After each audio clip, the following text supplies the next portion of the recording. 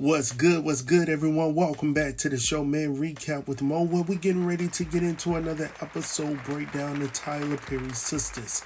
But before we get into this thing, make sure to like and subscribe to this channel so you don't miss shit snit that's going down, alright? So the episode we're getting ready to get into is for season 8, episode number 2, titled Tea Time. Now, we kicked this episode off with Robin, who shows up to save the day, and as I stated before in the previous episode breakdown, where in the heck have you been?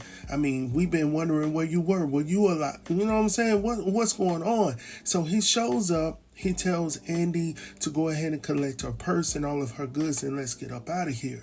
Now, Agent Watt is wondering who in the heck is he and what is he doing breaking up his interrogation. Long story short, Robin stands up for Andy, something she should have done for herself, because Agent Watt, he's losing his daggone mind right now. I mean, he's still insulting her with insults and all of this stuff and telling Robin, like, no, that's how she likes to be talked to and all of this good stuff. And I'm like, daggone, bro, like I said before, what is it about this case? Like, what's really going on with Agent Watt right now, y'all? So anyhow, after all of that, Robin finally gets this brother Watt to calm down or whatnot by telling him, like, look, bro, let me go ahead and give you a heads up real quick. I play golf with your bosses, so it would take nothing for me to contact them and tell you how you're treating my client right here in this interrogation. So he's like, oh, no, man, no, it ain't like that. I'm just trying to get to the bottom of this, and she needs to tell me why she was still trying to marry Gary and mess up my whole investigation. It was like, look, I ain't got nothing to do with that, but what we're going to do is leave up out of this room, by the way, and go over here and check in on Gary. So once he says that, Andy's standing over here like, what? He's alive? And of course, Agent Watt is sitting over here smirking like, yeah, I know he's alive. And, I was just trying to see how far I could push you to really find out what I need to find out for this case to figure out who, stabbed Gary with the knife, right? Now, my thing is, Andy, why in the heck are you so, upset about Gary? But, I thought you would have been glad he was gone. But you sitting over here crying and all of this stuff, like, let it go. Like, I would have been good. Like, he gone? She gone? Oh, all right. I'm sad they gone, but I ain't had nothing to do with it. Look, let's be honest here, man. But anyhow, moving on from there, we now head over to the hospital where we see Hudson seeking more information about what really went down with Gary or whatnot. The doctor informs him that they were able to save Gary and tells him that, that it was touch and go for a moment, but he was able to pull through or whatnot. Now, is it me? Is it just me? Let me just say this. Let me figure out a way to say this. But it seemed like Gary and Hudson's relationship, I don't know what it is. Hudson just seemed a little too involved in this. He's telling him that, look, money is no object. Do whatever you can to save his life. And I'm sitting here like, what is this? Like, what's really going on here? I'm going to leave it there for y'all to put a question mark around, but I'm just saying that for right now. But anyhow, he tells him that she can't get away with this. So the doctor is looking at him like, fool, what are you talking about? And he was like, oh, I'm talking about Andy. She was the one that did this to him, possibly, right? And, he don't really know, right? So anyhow, you know what? It could have been him. Like, the more I'm looking at him, the more I'm listening to him and looking at him, daggone it could have been him, realistically. Anyhow, moving on from there, now we head over to Danny's crib where we see Danny is still attempting to get into Tony's pants, y'all. So obviously, the pants are too tight. She can't really get down like she want to get down. She can't get them off. But anyhow, honestly, all jokes aside, Tony is honestly concerned about her. Like, she just went through this ordeal. Like, she's been in the interrogation room all night. At this point, he's concerned about her mental status at this moment. And I get it. He just wants to check in on his woman and see if his girl is okay. But honestly, that's not what she wants from him. And I get it. People deal with things differently. But at this moment in time, that's honestly what he wants to know. And he tells her that, there are other things that I can give you and provide for you outside of sex. You know what I'm saying? As a man, I get it. Because when he says, I would love to love you every second, every minute. You see what I'm saying? I would love to do that. But unfortunately, right here, right now, I'm more focused on your mental state. All right. So anyhow, moving on from there, talking about mental state, man, we head over to Hayden's crib where we see Tamara in that daggone dress, blowing my mind. Like I said in the previous episode recap, man, something has changed. I don't know what it is. Maybe it's the dress. I don't know. But anyhow, so she makes her way into the room. And of course, she wants to know where he's going because he got the luggage in his hands. And he tells her that he's going on a work trip or whatnot. She was like, a work trip? Okay, that sounds funny. By the way, I heard on the radio about Gary. So he was like, okay. So what you saying? Like, did I have something to do with it? Is that what you're implying right here, right now? She was like, I mean, it's pretty, coincidental that, after the thing went down here, you took my phone, looked at the text messages, saw what you saw and seen what you seen. All of a sudden you disappeared, went out to your car and broke down and cried. And then all of a sudden, Gary comes up with the knife in his chest. I'm just saying what happened. Like you can tell me. And then she goes on to say, and I think this is going to be a problem for her, y'all. But she goes on to say, the Popo would be glad to know this tad bit of information, because right now you should be at the top of their list. And I'm not sure if Hayden is in the right mental capacity to take all of this information that he's receiving from Tamara right now. Definitely if the brother did it. If he did it, it is what it is. And then maybe he needs to do something else to make sure he can get away. But I'm not sure. I'm just not sure if he's that type of dude, y'all. So anyhow, moving on from there, we now head over to Sabrina's crib where we see Brother Rich is making some moves of his own, y'all. So he's sitting over here talking about, I love those lips, those eyes, those thighs. All he had to sing was the song Brown Skin. That's all I'm saying. He was saying everything like I would have said it. But daggone it, she was like, no, we can't do anything. The doctor had already conveyed to me that I can't do anything for 2 weeks. They've harvested my eggs and whatnot. He was like, 2 weeks? And then I guess he thought about it real quick and he was like, okay, that's cool. I can abstain for 2 weeks. I can do that. And then also it can give me the opportunity to show you that I can offer other things. And I was like, daggone it, Tyler, I'm liking this right here. Because for the longest time, oftentimes on television, it makes it like the men only think about one thing, which, we love that one thing. Don't get it wrong. We don't get it twisted. Brother Mo knows what it is.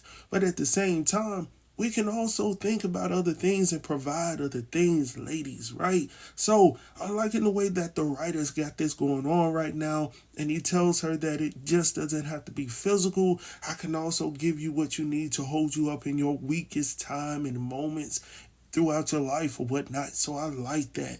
So anyhow, going on from there, we head over to Karen's crib where we see Pam is still over there. Now, in the previous episode, Pam came through with a cup and some goodies or whatnot for Karen. Also, she mentioned about taking her to work or whatnot.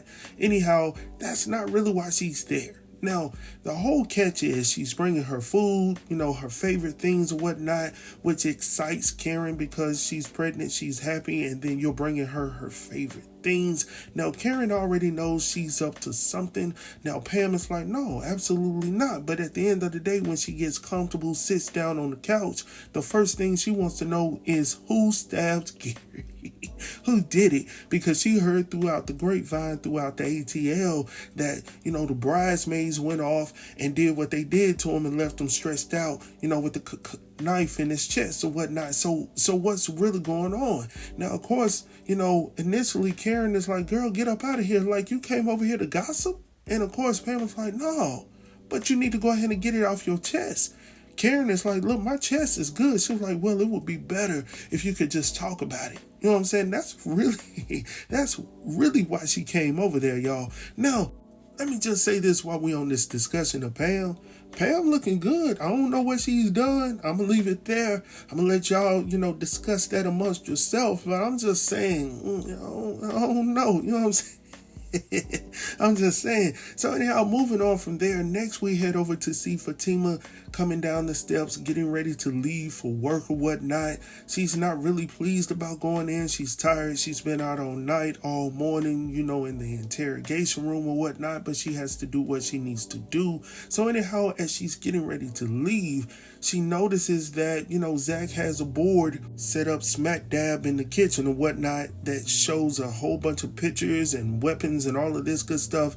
And at the top of the board, it says, who unalived Gary. Now, of course, when she sees it, she was like, what in the heck is this? He got a knife on there and all of this good stuff. And of course, she was like, well, it looks pretty good. Like, I'm pretty shocked. But at the same time, she tells him, with all of that being said, there needs to be a change at the top of the board, which states who tried to unalive Gary. So he was like, hold on, wait a minute. So they didn't get him?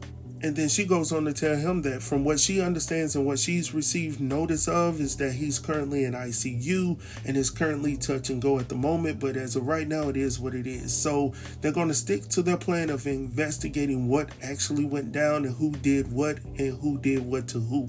So we're going to leave that alone. So from there, we head over to Andy's crib where we see her being escorted by Robin himself up to her crib or whatnot. So she's appreciative of him showing up and showing out for her in the interrogation room. So of course he walks her up to the penthouse and, she's glad to see him. He's glad to see her.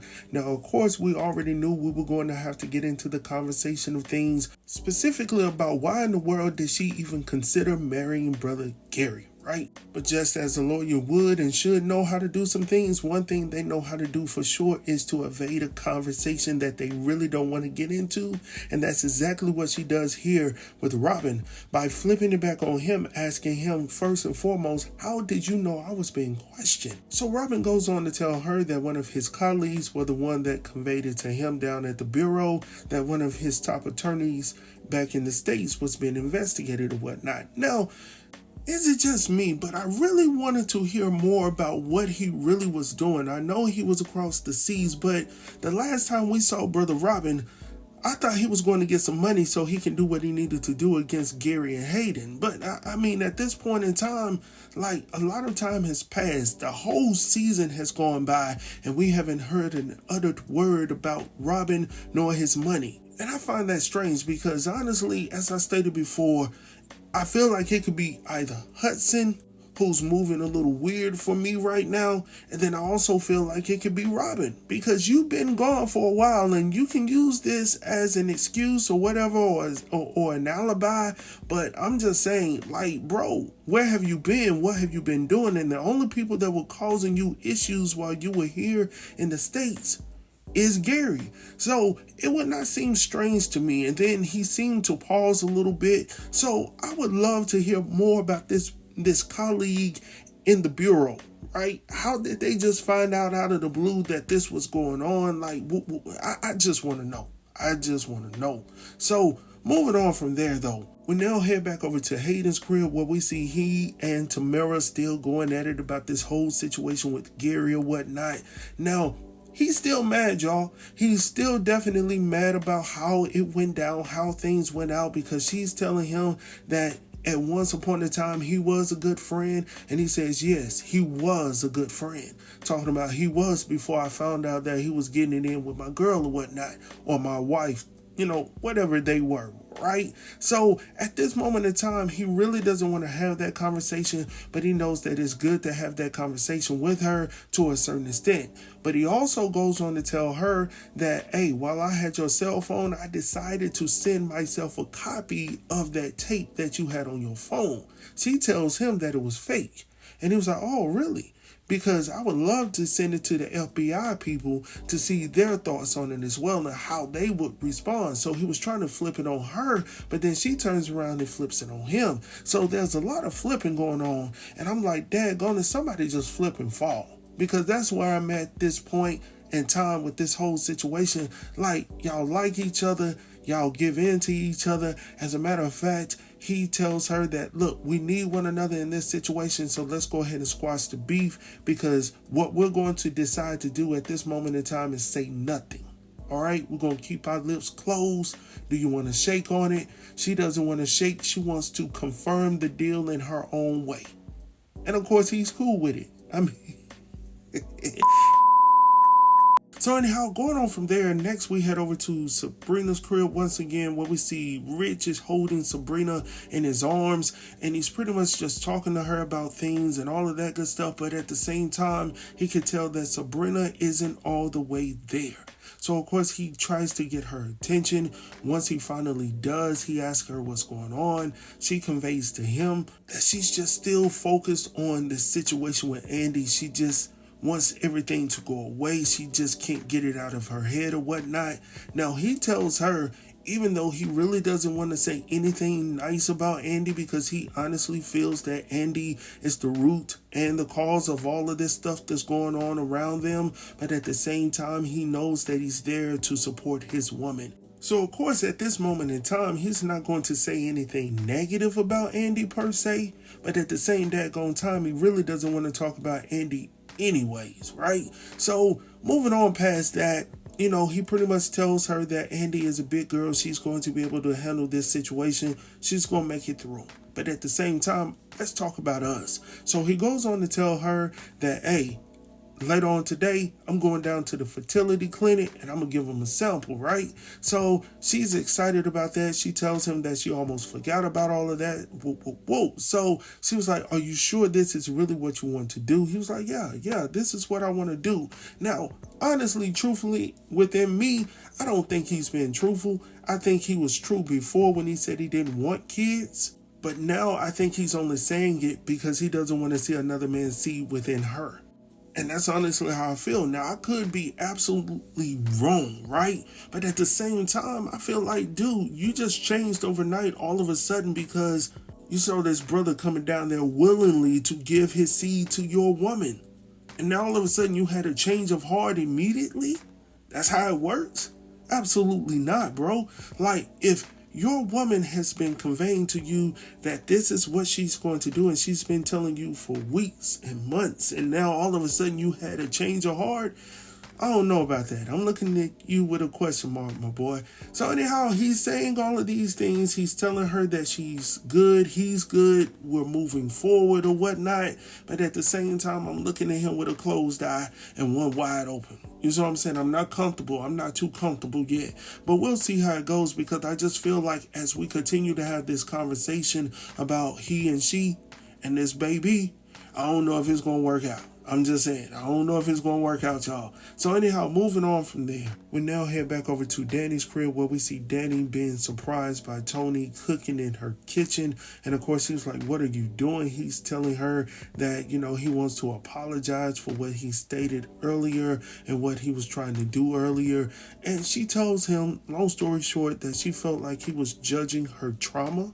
And she tells him that she wants to make this journey on her own as she's trying to heal herself within. Now, after she says that, Tony is like, okay, I absolutely agree.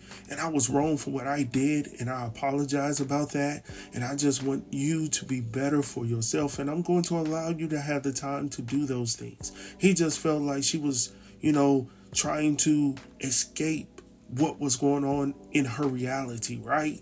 And long story short, they work it out. He apologizes. She accepts. It is what it is. He just wants her to become better for herself and do the things that she needs to do. So anyhow, moving on from there, we now head back over to Karen's crib where we see Karen and Pam having this conversation primarily about roots to riches. So, of course, Karen asks her, how the business was going and whatnot. She tells her that she has some samples in her car and all of this good stuff. And, of course, she has over 100, new followers every day on social media or whatnot, which is cool. But at the same time, Karen is asking her the real questions because Miss Marie Willis, who's an investor in the company, wants a business plan for the business. Unfortunately, that conversation that Karen had with her in the previous episode did not go well because it went in one ear and out the other. I'm quite sure when she conveyed to her to go open a business account that she also spoke to her about doing a business plan. The business plan is simply an outline of where you're trying to go. It's a plan that leads you to your ultimate destination, Pam. And for some reason, she's only interested in the jump offs on social media, which is cool in today's time. But social media can only get you so far, for years and years to come. On social media, you can be popping this week, but next week, where will you be, right? So Karen has to sit her down and school her on what it means to be a business owner. And then to make it simpler for her, she breaks it down to the point like, if you had a business plan, there are means of opportunities out there for you where you could get free money to start up your business. And she goes on to tell her that's how she was able to start up her salon through those plans. But you have to come in there legit with all of your documentation so these people can take you for real. And then say, okay, we're willing to take a chance on your dream. Because if you don't have it on your own, daggone it, then ain't nobody gonna give it to you. You know what I'm saying? So anyhow, moving on from there, man. Moving on. I could talk about that all day. We now head back over to Brother Hayden's crib where we see Tamara is officially back home. She's in the same spot she's always in, which is on the couch with a blanket, right? And I'm like, daggone, y'all never do it in the bedroom? I mean, the only time we see y'all coming out of the bedroom is when you getting dressed. You know what I'm saying? So I don't know what's going on. Maybe that's the love couch, right? So anyhow, long story short, Hayden wants to apologize. He wants to apologize about the rudeness and all of that stuff, everything that he said to her. He just conveys to her that he was hurt. He was hurt about the situation. And as I told y'all previously, Hayden really liked Tamara. I mean, daggone, he really loved this woman. Like, she was the one for him in his eyes. Everybody knows she's for the streets. You know what I'm saying? She's for the streets, bro. But unfortunately, he ain't had it like that before. So when she was giving it to him the way she was giving it to him, he felt like it was love. So I'm not really mad at him. I'm not really judging him for what he did or how he felt. At the same time, I'm not going to lose my life and my career over somebody that's not worth it, because as he was talking to him, pouring his heart out, telling her that he apologizes and that he feels like they are a great fit for one another, and as she was sitting there smiling at him, talking about how many times she climaxed and all of this good stuff, and he was like, for real, well, you gonna make me do it again. I was like, man. So as I was sitting there watching Tamara, I was like, man, this girl is lying to you, bro. And he's so naive to believe her words, man. I'm like, bro, just chill out. Just hold off a little bit. Don't let her back in so soon. That's all I saw the whole time she was talking, man. Nothing but a liar, a cheater, deceiver, heartbreaker. You breaking this man's heart right now. But unfortunately for him, he gets what he get because he done broke up a whole lot of people's stuff, man. So, you know, I'm trying to have a change of heart with Hayden, but I mean, he gonna get me back somehow, some way. But anyhow, moving on from there, y'all. We head back over to Andy's crib where we see Robin making himself a cup of coffee or something like that. So Robin is smart. All right, let's just say that. Because Robin, while he's making this cup of coffee for Andy and himself, he finds a way to get back to his initial question. What made you want to marry Gary? All right, so I guess she thought she had gotten around it. But old boy over here is like, no, don't think you got away that...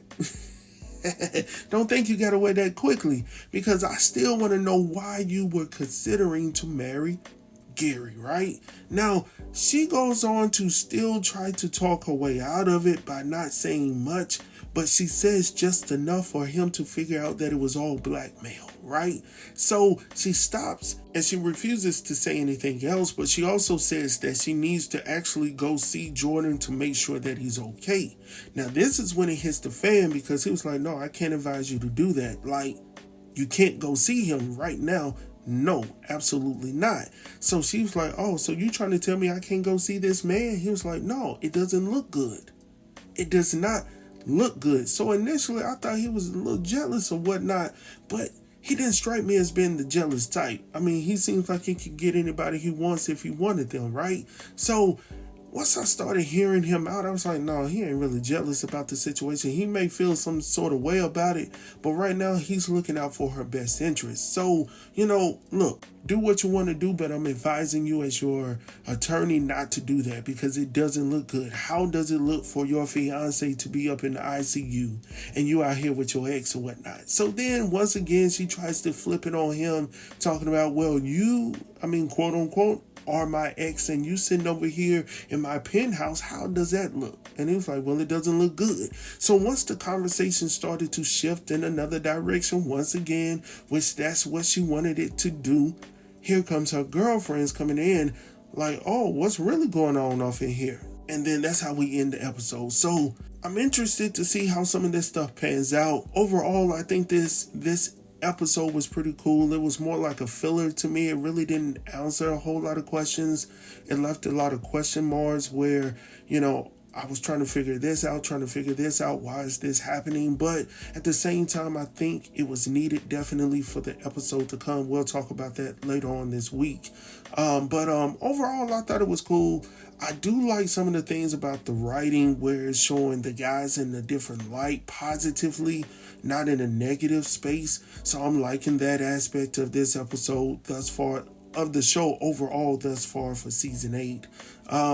There are, the negative parts of it where I still feel like it's dragging a little bit, but overall it was still a pretty decent episode or whatnot. Outside of that, man, I have nothing else to add to this episode breakdown. Make sure to like and subscribe to this channel so you don't miss shit that's going down. Also, be on the lookout for Fatima tomorrow night. I will be dropping 2 episodes of that. Also, I got From coming on Friday, so be on the lookout for that. And then we're getting ready to get back into our throwbacks of the 90s, y'all. So get ready for that. Living Single is on the way. I will talk to y'all soon, man. Peace.